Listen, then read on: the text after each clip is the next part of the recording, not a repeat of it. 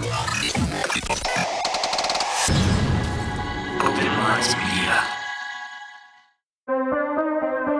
County 911. My brother's gone. Can you be a little more specific, sir? He took my brother. Who took him? I don't know who took him. I don't know what. Sir, they've done. Take a breath. Explain to me what happened. And I looked out and there was this big red blinking UFO. I can just say this. Something's going on in the woods. Something's going on. They're not dogs, they're not coyotes. What could it be, right? I had an encounter with a skunk ape, and it completely altered the course of my life. I found a skull. I think you guys are going to want to come film this. Put him out, put him out, put him out, put him out, put him out. Put him out. I just see it. Sightings of a UFO hovering over a barn. Millie woke up from a dream, and when I went into the bedroom, she said there's a monster on the wall. They saw that the creature had run through a barbed wire fence. They were able to obtain hairs. They sent the hairs to their lab, and it came back as an unknown creature.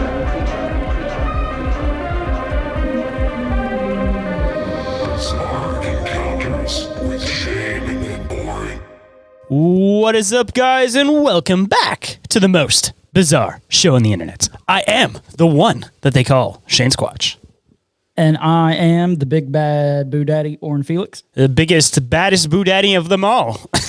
I mean, maybe. I don't know if there's any other ones out there. But kind of kicking off tonight's show, news and updates. Starting off on a more somber note, condolences, thoughts, prayers, all that good stuff to everybody who's been affected by all the hurricanes here recently. We're recording this on a Thursday night when, what is it, Milton?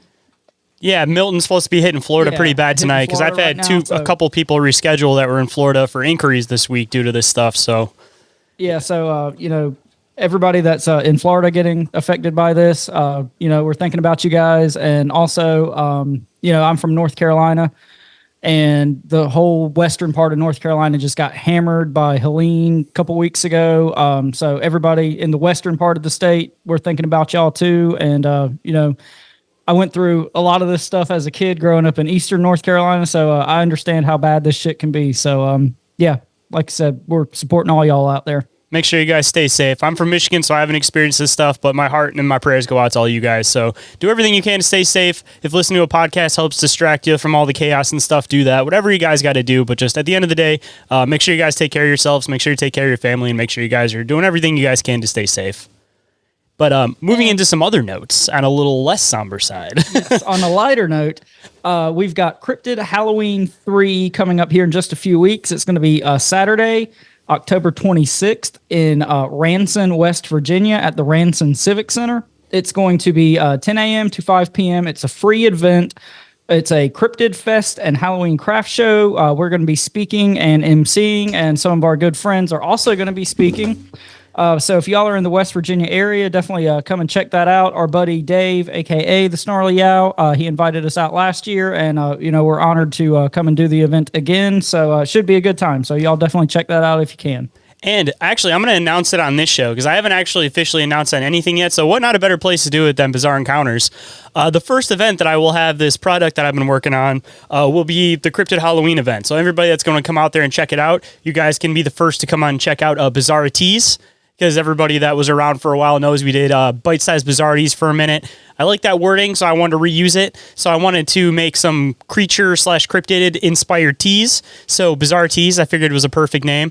The first flavor that's getting released is a Sasquatch blend. There's two variants of it. One's going to be apple, one's going to be mint, but it's supposed to be a coffee alternative. So it's going to have yerba mate, pine needles. It's going to have birch bark, and then it's going to have apple or mint, depending on, whatever your flavor preference and stuff like that is. But kind of exciting, at least for me. This is something that Orin's heard me talk about for about the past year or so. So finally getting it step by step put together. So anybody wants to come and try it, you guys can always message me on Instagram. I already have an Instagram set up for it. But once I get that all set up, then you guys might be able to make orders online. But if anybody wants to try any, just shoot me a message and I can even send out some samplers. So just let me know.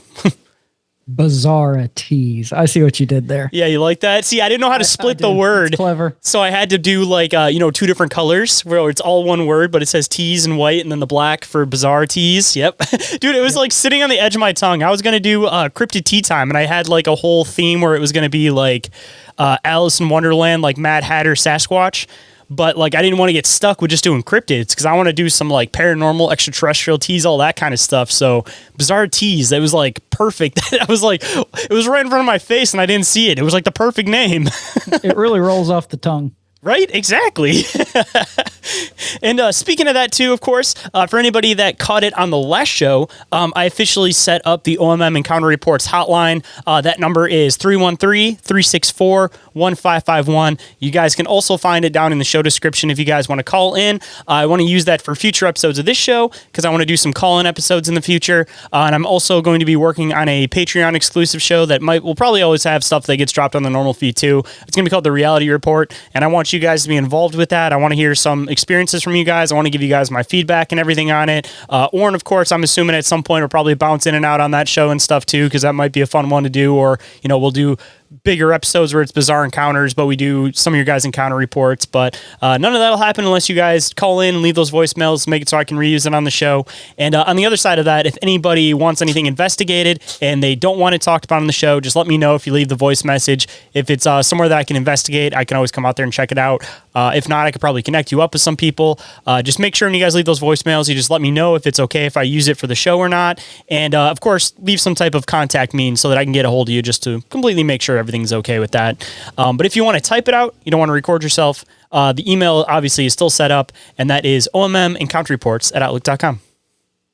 And as always, you guys remember, submit questions or videos or articles or whatever you guys want us to inquire about. Submit your questions for our most of the time Patreon exclusive mini show, Bizarre Inquiries. And I'll have to talk to you about that after the show. I may consider just making that a straight YouTube show so that you guys will get all the episodes of it. But I'll have to talk to Orin about that after the show. But yeah, that might actually be something that ends up just getting released as a YouTube show from now on if anybody enjoys that show.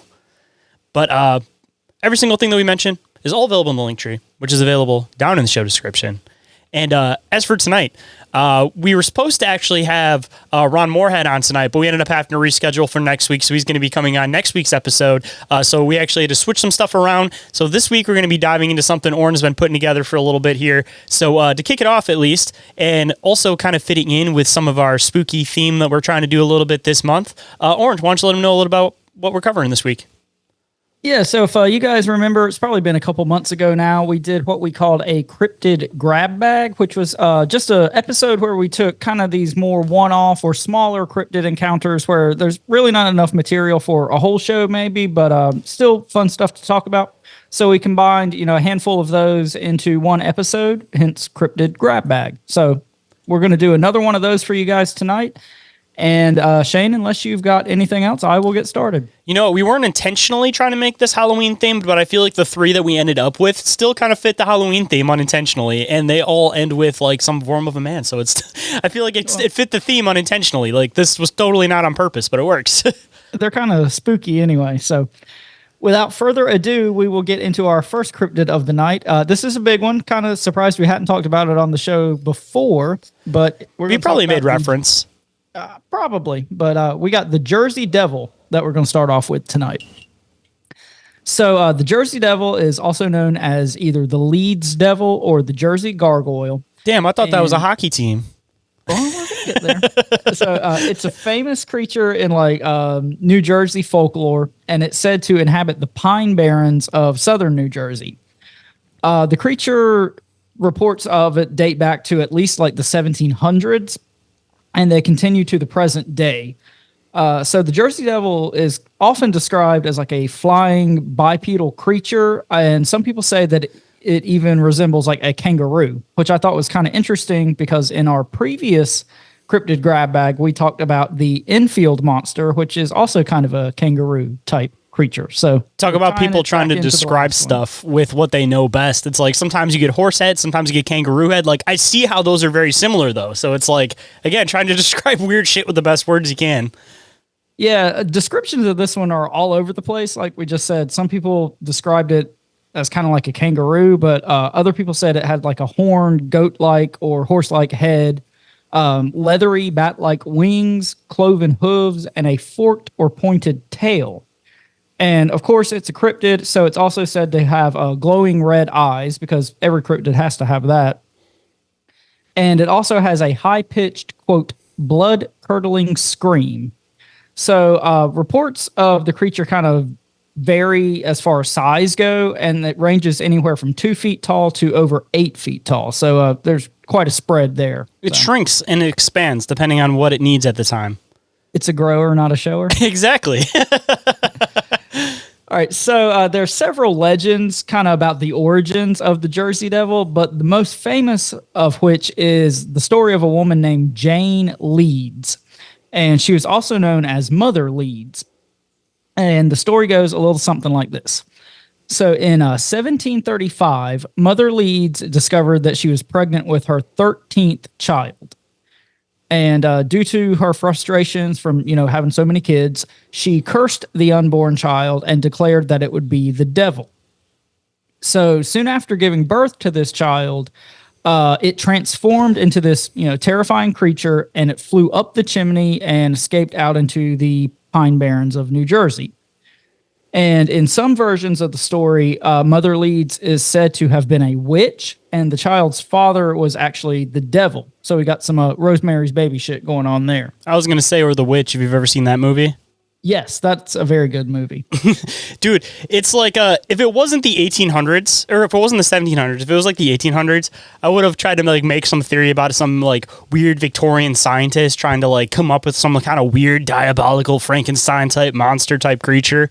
But if it's the 1700s, it's of course you got to go to the whole witchcraft idea, but clearly somebody's doing some type of bestiality here, because she just didn't want to admit to it. She's 13 kids later, she's I don't get any sensation from this anymore after 13 kids, so I need something bigger, so I got to interact with the farm animals. And after interacting with the farm animals, stuff's about to happen, right? Next thing you know, you end up with a horse-headed, crazy creature.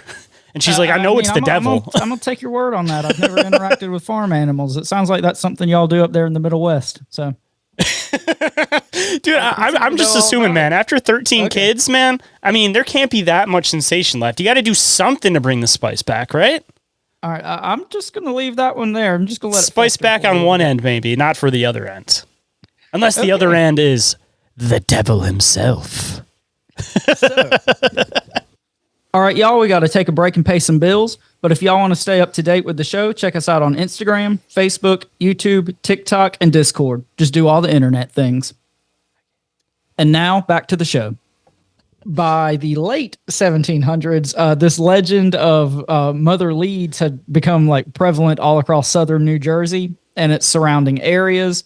And so that's kind of where all this started. I just want to point out the fact that, correct me if I'm wrong, is this not a Nephilim? All these things could be. It's funny how many of these creatures that we talk about that, if you view it through that lens, it absolutely could be. Because if it's the devil's child, it's literally first generation Nephilim. Angel, it's just...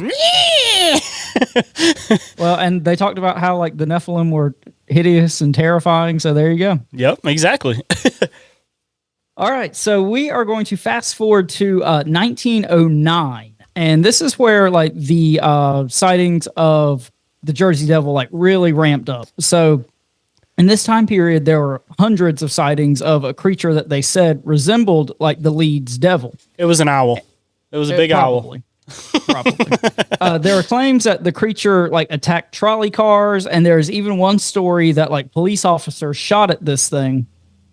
There are a lot of reports of cloven-toed footprints. There's a lot of attacks on livestock and pets.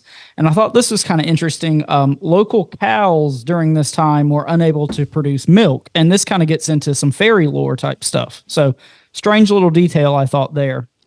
Yeah, I was going to say this one's very when it gets to these stories that are in the 1700s, it's you have to take in the whole concept of folklore, because it's a little bit less where you can connect it with news articles, things like this. But on the other side, though, if you have any type of belief in the possibility of witchcraft, it's this stuff is ideally kind of in that realm that it's theoretically maybe it'd be possible through witchcraft. So it's you want to chalk it up as folklore, but on the other side, it's if you have an understanding of witchcraft, is this definitely something that could be possible through that?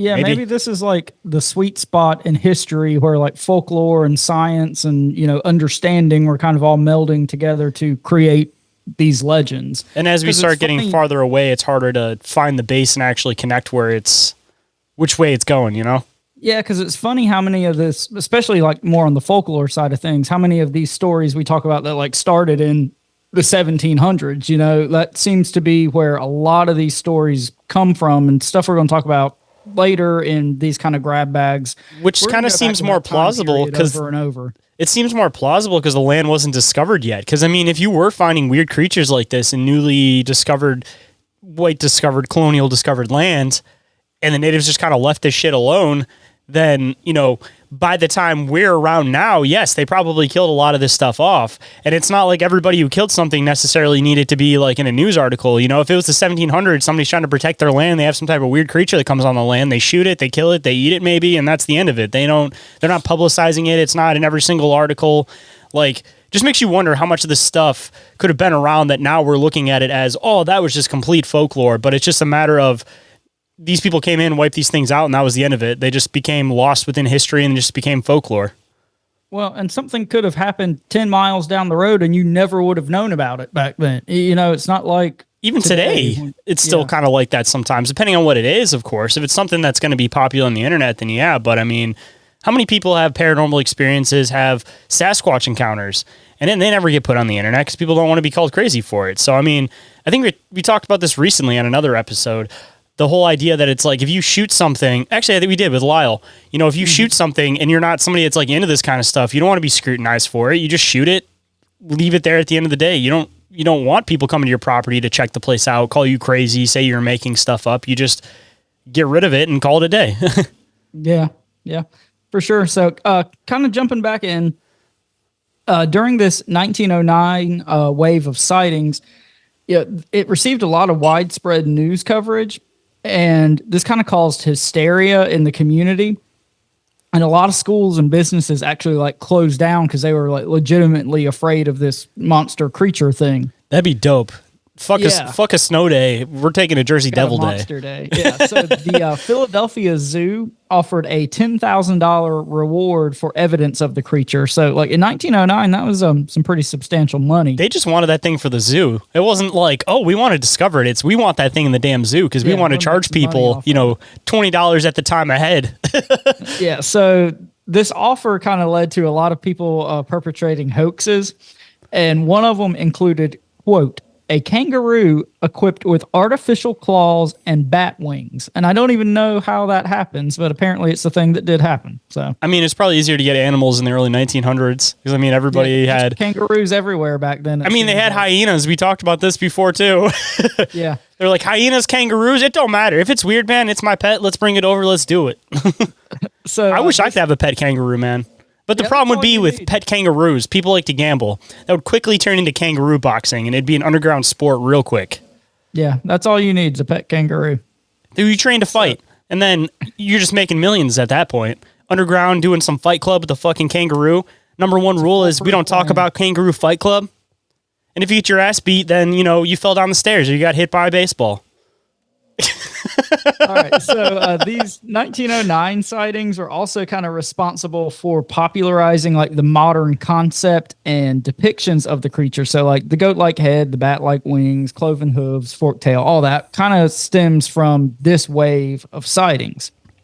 And it was also during this time that the creature began to be referred to as the Jersey Devil instead of the Leeds Devil. So basically everything we think about pretty much as far as the Jersey Devil comes from this wave of sightings. So kind of moving into some miscellaneous things that I thought were kind of interesting. The Pine Barrens of New Jersey are also home to, quote, an unusually clear blue and rounded body of water known as the Blue Hole, which I can't say without chuckling. The Blue Hole. Just let that sink in for a minute. I kind of think of a whale. And you can pick the orifice, but something on a whale. Man, you all about fucking animals on this episode. I'm not the one fucking animals, man. I'm just calling other people out for their sinful business. Okay, I like the excuse. So the Blue Hole is located near Winslow, New Jersey. And according to local folklore, it is actually a portal to hell itself. If you rub it too hard, it'll blow. It might. And they say that the Jersey Devil emerged or blew out of this blue hole. So. Is this just on a non-joking manner? Is this the one that I've seen pictures of where it's like really, really crystally blue water and it has like that concave, like black hole looking thing that goes into the bottom? I think so, yeah. Because I've seen that. I didn't know. I thought it was like at some national park or something like that. But I've seen a bunch of images of that and I never knew where that was at. So I remember it's like completely perfectly round. Looks like it has like gray stone with like super blue water that just kind of narrows down into like a hole. Yep. So, has anybody ever thrown a probe down there or something? Just out of like, I'm curious if anybody's ever tried to research it. Just tried to probe the blue hole. Yeah, probe the blue hole. Not like alien probe the blue hole, but like GoPro probe the blue hole. I mean, tomato. Because I mean, does it open up to a bigger body of water? Does it keep going straight down? Like, what's at the bottom? I'm curious, man. I told you, it's a portal to hell. Okay, well, now we know. It's in the folklore. You can't argue with it. So during the winter, does that mean that hell actually freezes over? Yeah. See, these are the hard-hitting questions we need. Because I'm assuming during New Jersey, that thing probably freezes. So, I mean, hell's freezing over, man. So. All right, so the kind of local Native American tribes in the area also referred to this Pine Barrens area as the place of the dragon, which I thought that was kind of interesting. I could see, like, so we're describing the Jersey Devil as almost like kangaroo, kind of horse, kind of almost like bird, bat kind of like. So, I mean, if you're going by like the old view of like how people would depict dragons, you know, where they're more like bird-like, it seems like it kind of fits the idea, especially with like even the beak, or just imagine like the beak kind of head of like the old dragons where they kind of made them a little bit more bird-like with like the look of like a kangaroo. If you're seeing this thing flying in the dark, like they might kind of blend together. You know what I mean? Yeah, no, I mean, I think it makes perfect sense, especially since it seems like in the olden times, dragon was kind of like just a catch-all term for any weird flying thing you saw. Or just dinosaurs, and what we're referring to as dinosaurs, we're thinking of reptiles, and they're actually these more bird-like beings that, because the word dinosaur, that was invented in 1890s or something like that. Before that, there wasn't like a word, and it was dragon. Like, if you take the connotation of that and the idea that we have no idea what their skin looks like, then, you know, you look at all these old cultures that have these bird-like weird beings, and it completely makes sense that these dinosaurs and dragons are all the same thing, just different names. Yeah, like we talked about on the show, just what you want to call them. We're getting to the point now where every time we get into something, we can say, we talked about this on the previous episode. We got into this a little bit deeper at this point. So I think we did a solid dragon episodes at one point, didn't we? Well, we did like kind of dinosaur. That's what it was. Yeah, it was like the Mokele Bembe thing. Mokele Bembe. That's fun. So just a couple odds and ends here before we move into theories and conclusions. So around 1820, Napoleon Bonaparte's brother, Joseph, claimed that he saw the creature while he was hunting in the Pine Barrens. And this one I had to throw in just because we talk about this again all the time on the show. There's a sighting in 1930 when a group of people saw the creature while they were picking berries, because of course they were. Always picking berries. That sounds super fey, right? So the Jersey Devil has also been featured on a lot of like movies and TV shows. Some of the TV shows include In Search of Monsters, Monsters and Mysteries in America, and there's also an X-Files episode that talks about it. That one wasn't even the Jersey Devil in that episode. It was like some dude that was like killing and eating people. I got all excited. I saw Jersey Devil in the episode, and he's talking about the lore and stuff, and it just ended up being some dude that ate people. Yeah, he was probably fucking goats and blue hole whales too. Exactly. Doing all that sinful business. So the creature also appears in the video game Fallout 76. And like you said at the top of the show, the NHL's New Jersey Devils are named after the creature, which is pretty cool, I think, because it's like the only professional sports team that I know of that's named after a cryptid. See, I'm a big hockey fan, and I was literally joking with Gabby about this like a couple days ago, saying I'm going to start repping the Jersey Devils just because of the name at this point. Like, if people question it or get mad at me about liking a different hockey team, I can just be like, man, I'm a cryptid guy. Jersey Devils, man. Well, there's rumors that the new Utah team are going to be called the Yetis. Ooh, but that doesn't. I'm all in on that. That's a confusing name, though. There's no Yetis in Utah. They should call it like the Utah Skinwalkers. I think that one would go over a lot of people's heads, but that's true. Dude, speaking of that, on a side note, Fallout 76, they got a lot of shit covered on that game. Like, I'm not a big video game guy anymore because I know I'll just get completely enthralled by it and not be able to stop playing it, so I just don't let myself do it. But Fallout 76 might have to be one of those ones I double back to, because at least from what I've heard now, there's the Jersey Devil in that game, there's Mothman, there's the Grafton Monster. I think Flatwoods is in it, I think Flatwoods is in it, too. Yeah. Like, that's just all cryptids, apparently. It's like, I'm assuming it takes place in, like, the Virginia area for that one. You can just say it's research. Yeah, exactly. It's research, and then I won't feel so bad spending... Dude, I played Fallout 3, spent 2,000 logged hours playing that in high school, and after I saw that, I was like, I gotta stop playing video games.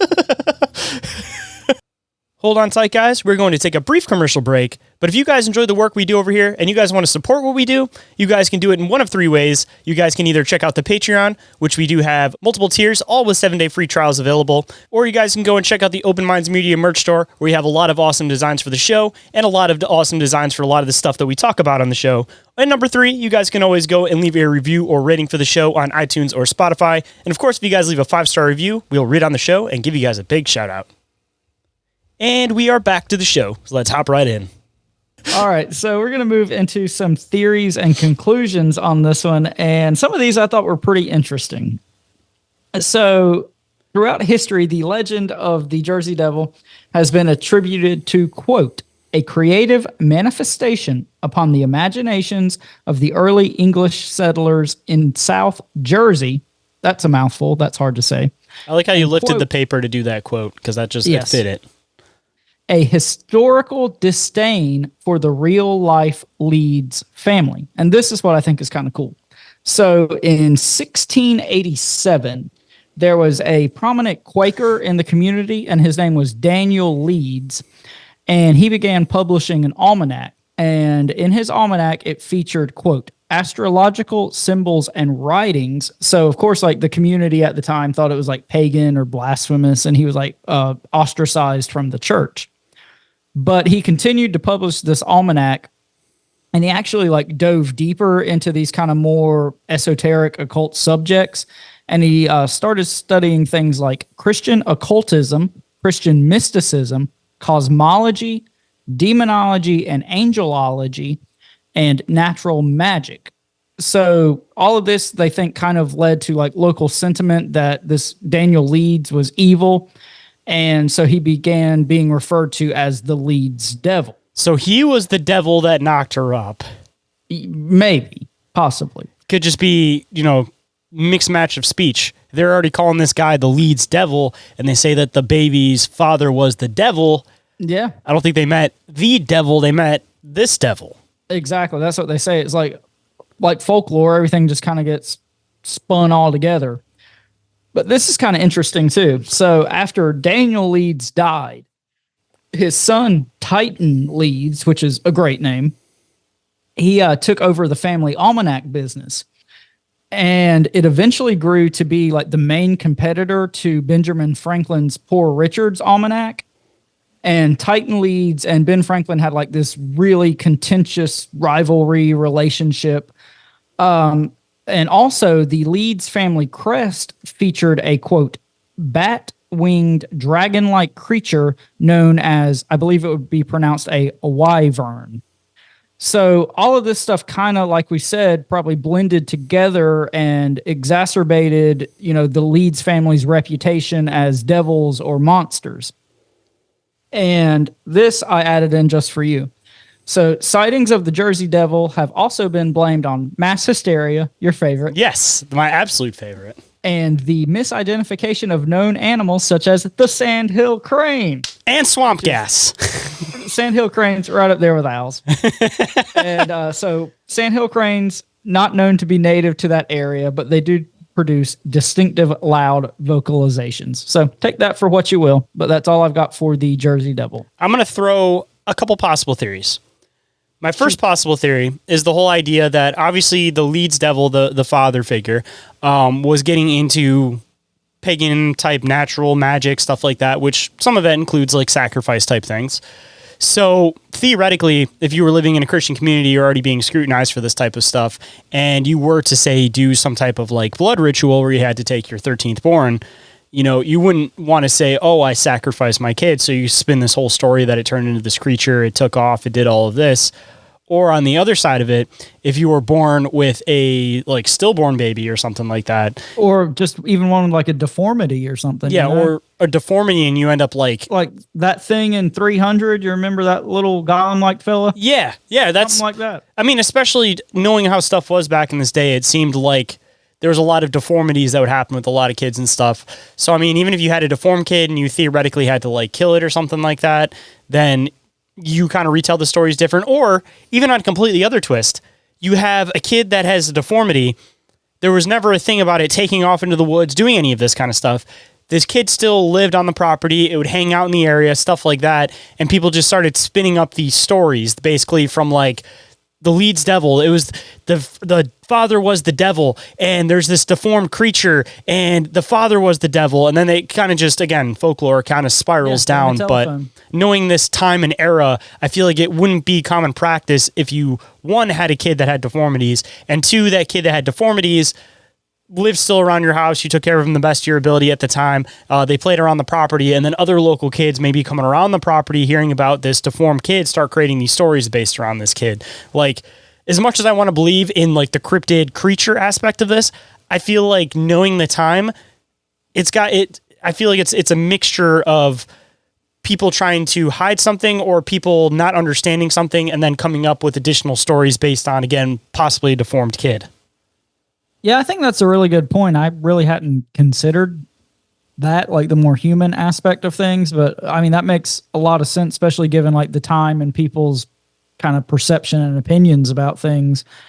And the only thing I'll add in is, I think this is another one of those situations where, it could have been based off of an actual creature that people saw at one point in time, or a cryptid, a dinosaur, whatever you want to call it, even just something more mundane like a crane. Mix the two stories together where you're seeing some type of creature, and then you have this background. Game of telephone, all this gets mixed together and blended together into what we have now. So that's kind of where I land on it. I really, really hope that it doesn't get discovered one day, though, that this was actually a kid with deformities that all this folklore got based off of, because then at that point, the team name, the Jersey Devils, isn't going to be PC anymore, and they're going to have to change it because it's going to be a name. The New Jersey hockey team? Yeah, it's the New Jersey hockey team. They're going to have to change it because it's not going to be PC anymore to be named after a kid with deformities. The New Jersey Handicapables. You got to clean it up a little bit. That's definitely keeping on the same realm, though, I guess. All right, I'm going to get a beer real quick before we move on. I need a beer after that one. That was a lot. All right, guys, we got to take another break. We'll be right back. And now we're getting back to the bazaar. All right, so our next cryptid we are going to talk about is the Goatman. Also possibly sounds like some bestiality. Not that my mind's in the gutter, but come on now. Yeah, you just on one with animal fucking today. So. Well, I mean, your brain at some point has to come to that when you hear about these animal-human hybrids. I mean, like, hybridization, especially coming from these old folklore stories, they didn't have all these labs, all these weird little gene splicing things. Well, in this story, they might. All they had back in the day was some good old biological probing. Some goat fucking? All right, so this Goatman cryptid story comes from Maryland, and in the folklore of this creature, it's a goat-human hybrid that's supposed to inhabit the woods of Prince George County, Maryland, and tales of this Goatman creature date back to at least the 1930s, but they were really popularized in 1971 when a University of Maryland student named George Lazama did like this kind of folklore, like paper project type thing on the creature. And then a reporter for the Prince George County News became aware of this project, and they like reported on the legend in the local newspaper. So this is another one where descriptions of the creature vary like greatly. Some claim that it has the upper body of a human, except with horns growing out of its head, and a lower body that resembles a goat. So Pan? Yeah, well, we're going to get there. So other descriptions claim that the creature has the face of a human, but a body that's entirely covered with hair, and that it can get up to 7 feet tall. So basically, they're just talking about a fucking Bigfoot there. Like, I don't even know why you'd call that a goat man. Pan and a Bigfoot. and then you start blending all the lore together. But see, Maryland, Kentucky, I mean, they're all somewhat in the same kind of state vicinity. I mean, you dive into it, and obviously everybody saw from the Hellier documentary, there's a lot of like the Green Man lore, and all that stuff's all kind of based in the same place. So, I mean, it doesn't seem too far off that just in Maryland, you know, a little bit more north, there's some more Celtic lore. Well, we're going to get a little bit into that. But throughout the years, this creature has been blamed for like attacks and killings on livestock and pets, particularly dogs. And they're always barking, man. They can't keep their damn mouth shut. That's the problem. Yeah. Sometimes you just got to shut them up, I guess. If you're a creature, they're like an alarm, man. You just got to shut them up. Going hard on the dogs. They always attack the dogs. It's like, of course, what are they going to attack first? They're going to attack the thing that's looking at them going, hey, hey, hey, hey, hey. It's like, shut up. So the Goatman is not really known to attack humans, but it is notorious for sneaking up on young couples while they are parked in lovers' lanes. So this gets kind of back to our, John Keel thing we always talk about, like strange creatures and the phenomenon. He's just trying to understand how he was created, but he's not looking at the right mixture of creatures. Yeah, so he's got to look in the back of some farms and might have some better luck figuring out how he's John made. Keel stuff. We talked about this a little bit when we were talking to Lyle the other day. So go check out that episode if you guys have not. All right, so this, I think... On another side note, not to get too far off from this one, but theoretically, so animals obviously frequently go off of like pheromones, smells in the air, things like that. So we're trying to connect this thing we're talking about with Lyle with the whole like them popping up when people are, getting a little frisky. So when people are doing that, assumably people probably give off some type of like pheromone. Obviously, when you start getting too far in, it starts giving off different smells and stuff. I wonder if it attracts these things just like how if other animals are mating in nature, it like attracts other animals because like the pheromones and everything that are giving off. Like we always separate humans as something different than other animals when at the end of the day, we're just another form of animals. So like if we're...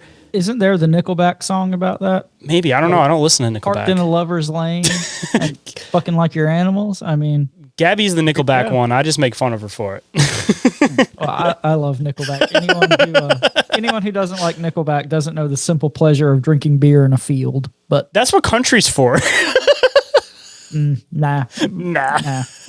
All right. Anyway, carry on. But yeah. Anyways, yeah. So giving off a pheromone. I mean, it would make sense that maybe that's why these things are attracted to that. It's not necessarily because people aren't paying attention or whatever, like we've kind of theorized before, but just rather because of just the weird mixture of smells, or even on the other side, it just being a different smell than what other things in the area smell like, and it's just drawn to it out of curiosity because obviously these things have this blend between some human traits and some animal traits, and of course the animal traits seem to come out. So just out of curiosity, just smelling something different in the area or being drawn to the pheromones of something or somebody in the mating act. It's curious and or horny. Maybe. At least the Goatman is on the top of his head. So this part I thought was kind of funny, and I think you're really going to enjoy it with your goat fucking kick we're on tonight. Not just goats. Any animal, clearly. Oh, my mistake. But not on my behalf. That's sinful. I got to keep saying that. So one of the most famous legends surrounding the Goatman involves a doctor named Stephen Fletcher. And allegedly, how have we gone this far without an allegedly? Allegedly. It hasn't been that long. Fletcher worked for the Beltsville Agricultural Research Center, which is located in Beltsville, Maryland. He was banging goats for research. Well, he was conducting experiments on goats. With his probe, his biological probe. Supposedly, one of these experiments went horribly, horribly wrong. Who could have seen that coming? It kicked back. And Fletcher was mutated into a hideous goat-human hybrid. That thing must have kicked real hard. I mean, and he probably wasn't a soft and gentle lover. So yeah, I am blended with you forever. Oh! In another version of the legend, the creature was created when Fletcher mixed goat DNA with the DNA of his assistant. And I don't know how that DNA mixing took place. Was it manual or did they use scientific methods? I'm assuming it was completely manual, but under the claim of scientific methods. Yeah. Don't get that into this. This is for science.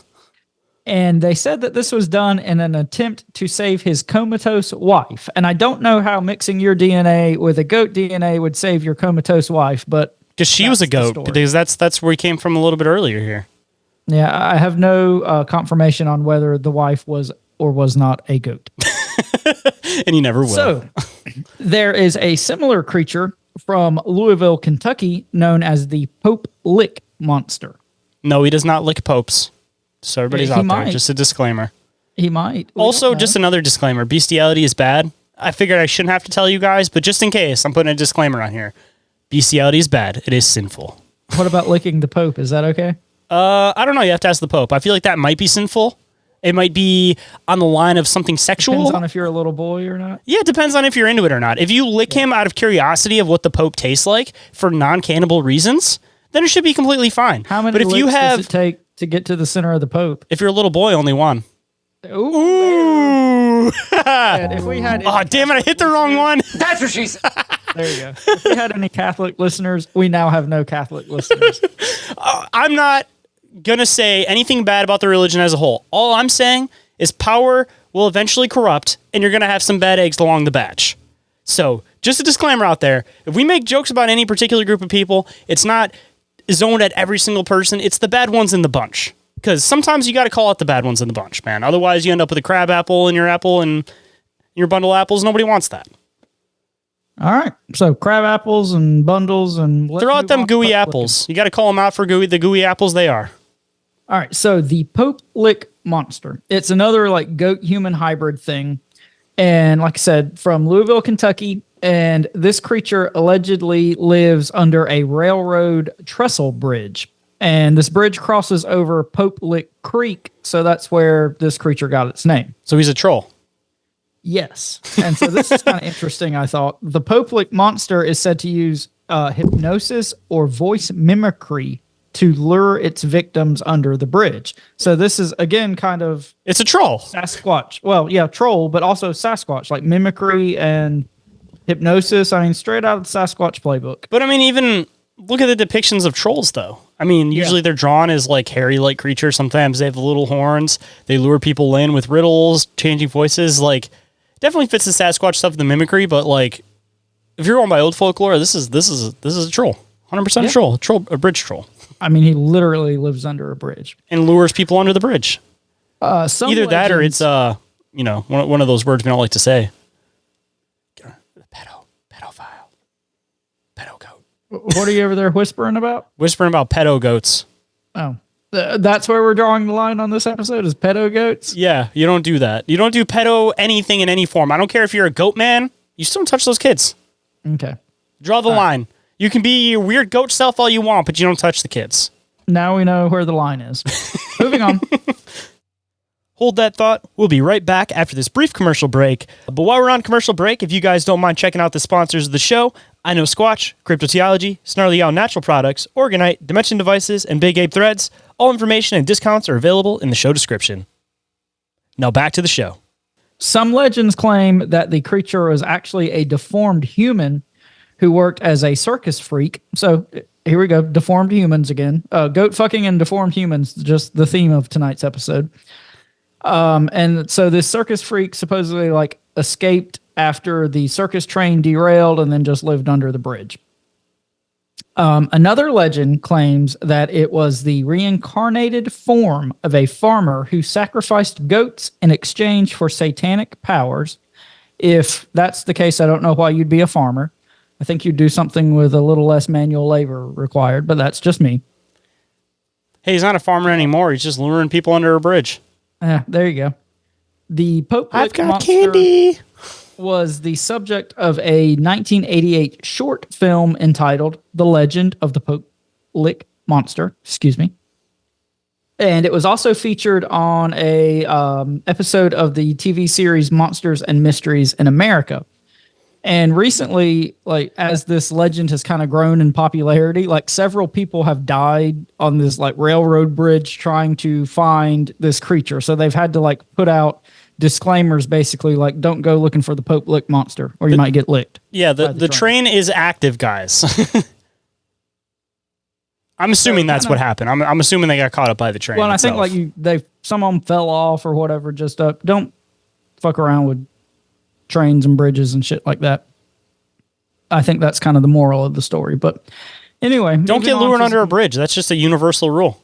Yeah, some kind of miscellaneous things.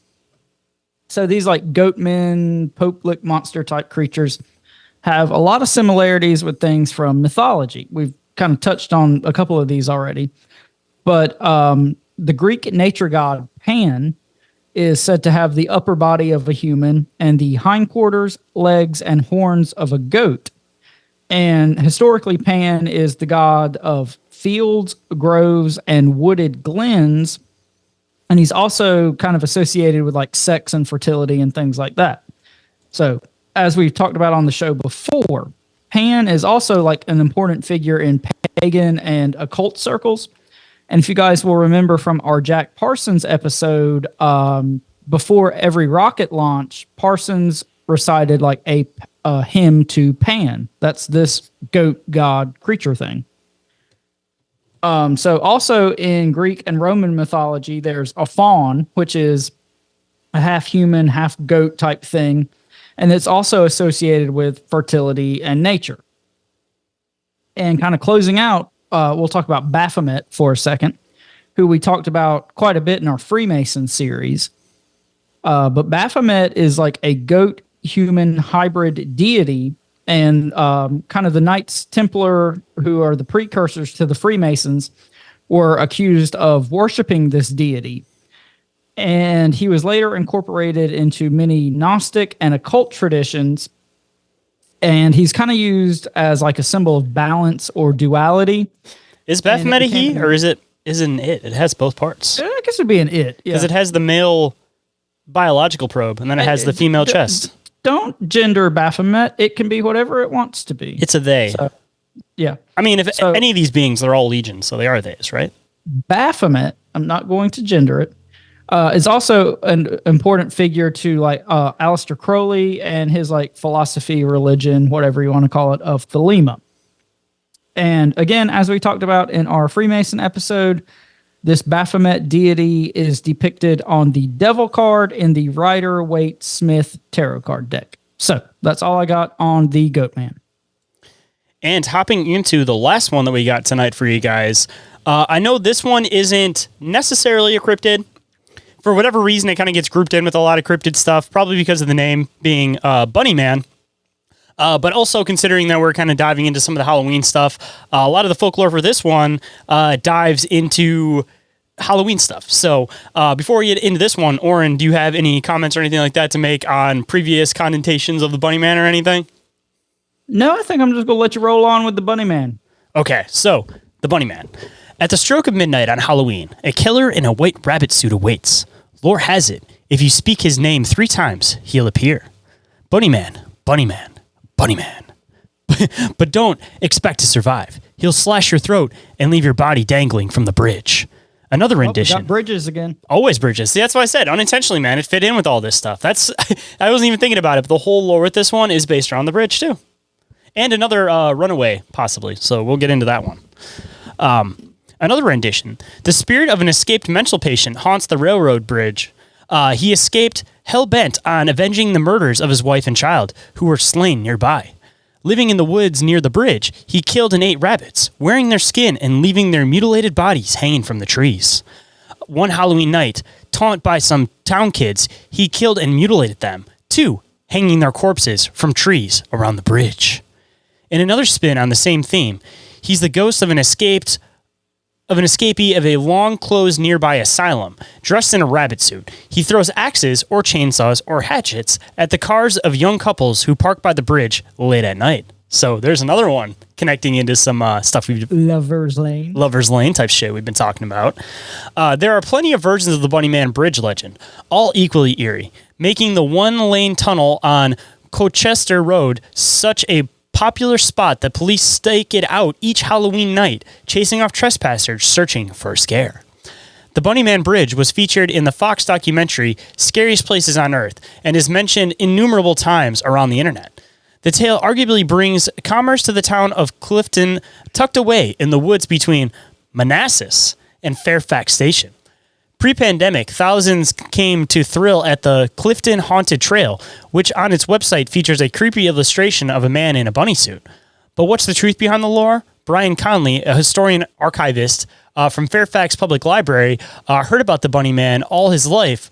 When he returned from college to work in the library system, the haunted tales seemed to follow him. After several patrons asked him about the truth of the stories, he set out to find it. First, he delved into Fairfax County police records, searching for reports of old and sensational murders. He wrote in his December 2008 paper, "The Bunny Man Unmasked: The Real Live Origins of the Urban Legend." He found one that might help account for some of the Bunny Man's background. It happened in February 1949 and made headlines for months. The gruesome slayings of a mother and her 8-year-old baby girl. The two were found in a shallow grave in Fairfax after disappearing during a car ride with the husband. Police soon found the victims in the shallow grave. The woman had been beaten and shot, the baby buried alive. The husband and father was eventually arrested and convicted and sent to a mental institution. Sorry, that was a hard one. That was a tongue twister. Next, the librarian searched for any evidence of a man dressed in a rabbit costume terrorizing people in the West Washington region. According to his newspaper, he found a gem in the Washington Post on October 22nd, 1970. The headline read, "Man in bunny suit sought in Fairfax." The story detailed the harrowing experience of an Air Force cadet who went parking with a girl on Guinea Road in Fairfax. The military man told of a man in a white suit with long bunny ears throwing a hatchet through the car's windshield, then skipped off into the night. According to Conley's paper, the Bunny Man made an appearance, according to the Post, on October 30th, 1970.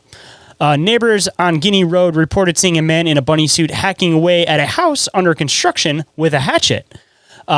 Confirmed by a security guard, the Bunny Man ran off. Police investigated, but never found any evidence of a Bunny Man in the area. After a few weeks, the case was filed away forever.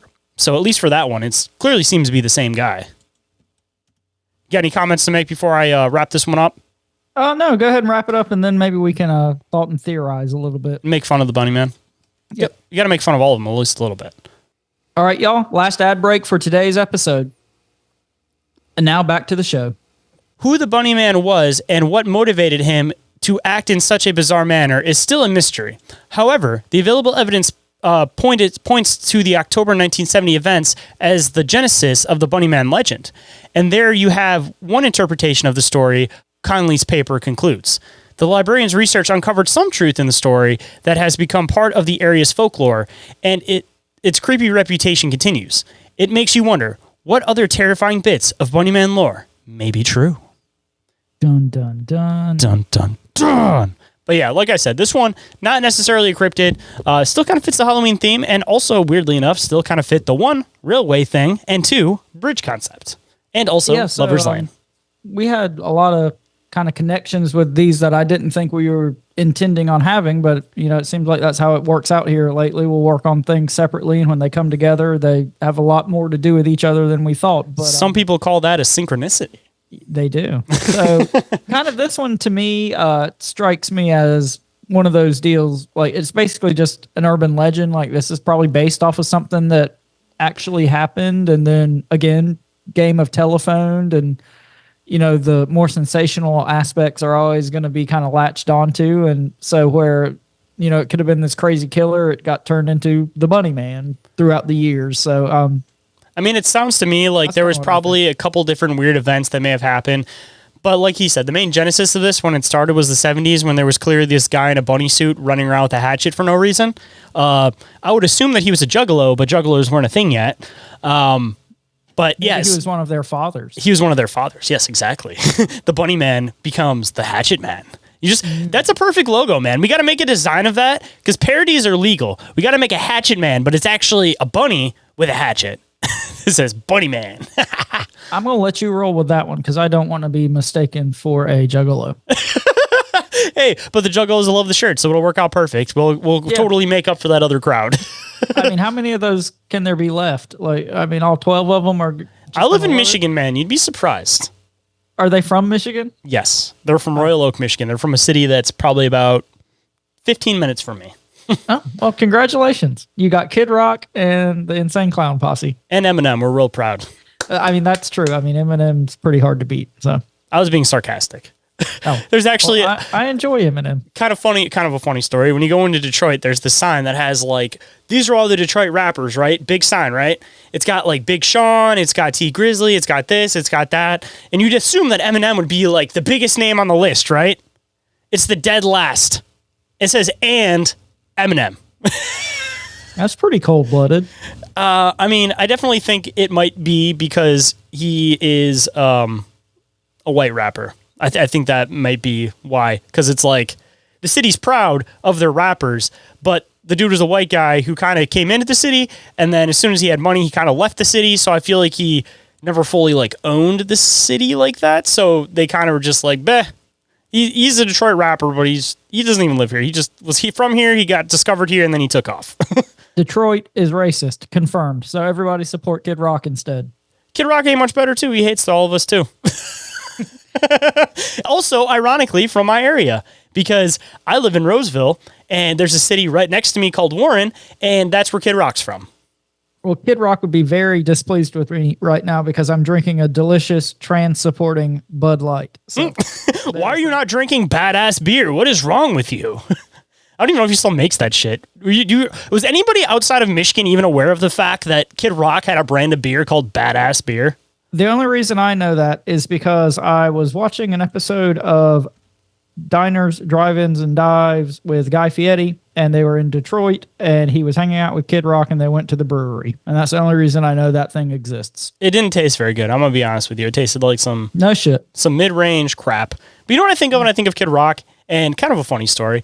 Gabby's dad, my girlfriend, every single time when I first met him, I'd go for a ride with him anywhere. This dude would blast Kid Rock, and he would sing it out at the top of his lungs with the windows down. So every time I think of Kid Rock, I just think of Gabby's dad yelling, "Born free!" out the window with all the windows rolled down, just screaming it in the car. Oh, no. So he like sang late career shitty country Kid Rock? He didn't even bust out some Ba with the Ba? Like, that would be understandable. That still bangs. Hey, he was a country guy to begin with, so, I mean, kind of fits that, at least that. He probably didn't care about Kid Rock until he got country, and he started doing that, what was it, Sheryl Crow thing? That was his first, like, I'm doing country thing now. Well, we should have changed his name, because Kid Rock was a DJ name. It was Kid Rock, Kid Rock. So it doesn't really fit when you're not doing a DJ thing. Just saying. Yeah, I'm not quite sure what it fits, but yeah, we've been all over the fucking place tonight. We talked about goat fucking and blue holes and bunny mins and Kid Rock. So and bestiality is bad and sinful. That's also a large premise of this show. So don't conduct it, otherwise you might end up with a Jersey Devil, a bunny man, or maybe even a Pope licking monster. I don't know, or maybe Kid Rock. Or Kid Rock. Maybe that's how he got here. All right, I got nothing to add to this shit show. It's probably about time we start wrapping it up. Oren, why don't you let them know what they can do? All right. If you guys want to get a hold of us for any reason at all, which after this, I don't know why you'd want to, but if you do, Shane, tell them how they can do that. If you guys want to send us love letters, tell us how much you love the show, any of that kind of fascinating stuff.